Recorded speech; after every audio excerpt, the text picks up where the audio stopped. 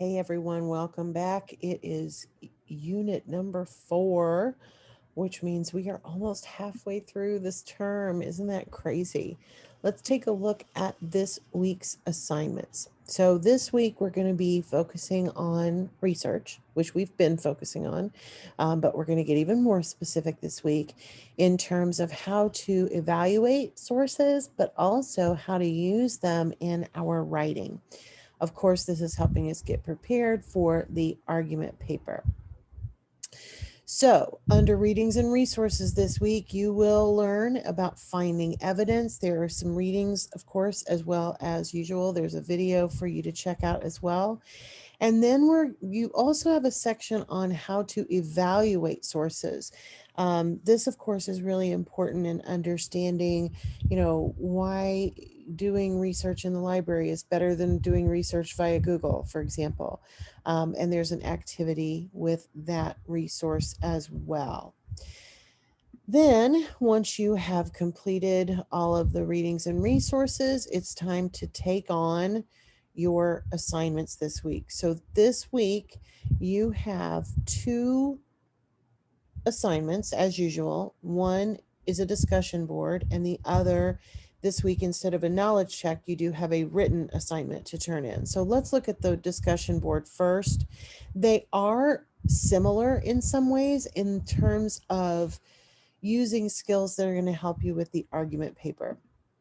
So, in the discussion board this week, you should select a fun product that is interesting to you. You can write one paragraph about the pro of using the product and one paragraph about the con of the product.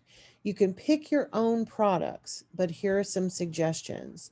And you would want a specific product. So a non-waterproof mascara, an SUV, organic food, scented candles, black flavored licorice. You might choose a specific type of makeup, a specific brand of clothing. You can be as specific as you want with those. So I would, if I were writing this, I would probably focus on a specific product. Like, for example, if I chose an SUV, I would probably choose a specific car, so that I can look at the pros and cons of that particular car. One example might be if one brand comes with free, 6 months free of satellite radio. That could be a pro, but if it doesn't include that kind of thing, that could be in my paragraph on the cons. So it gives you a chance to really dig into the pros and cons there.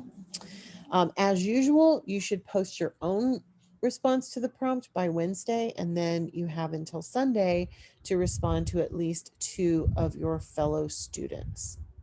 All right, then we have the writing assignment, and this one is directly related to your argument paper because essentially this is where you're going to pick a topic.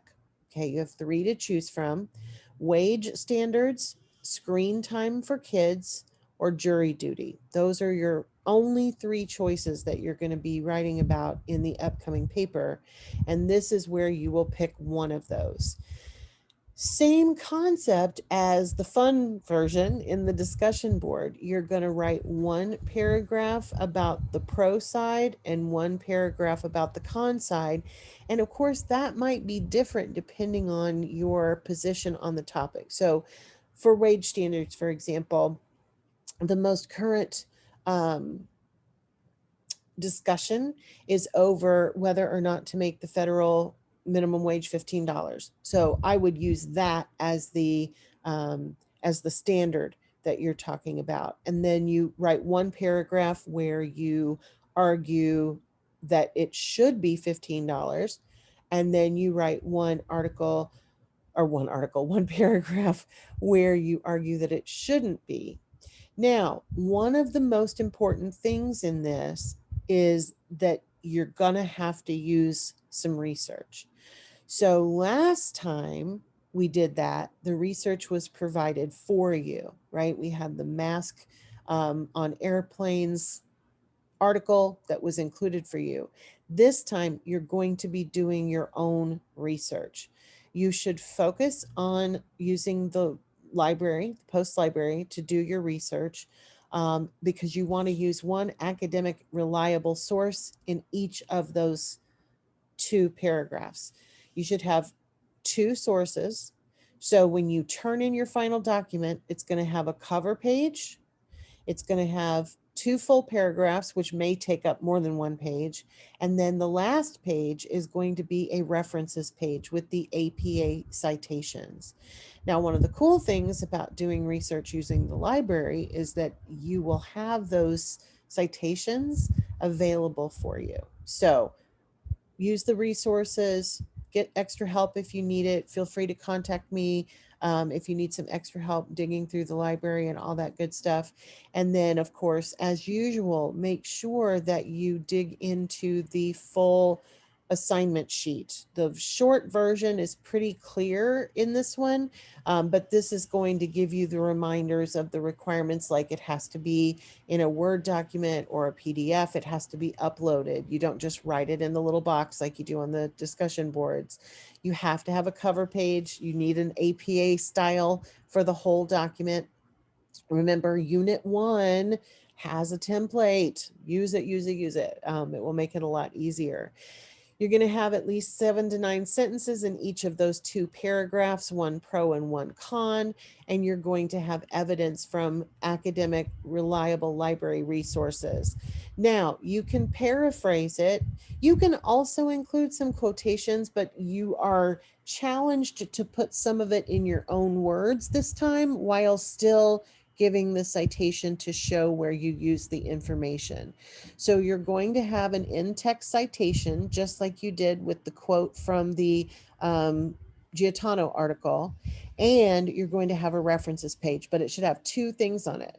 Now, when you are researching, sometimes it's hard to find articles that are pro and con, but sometimes you can find articles that give you both.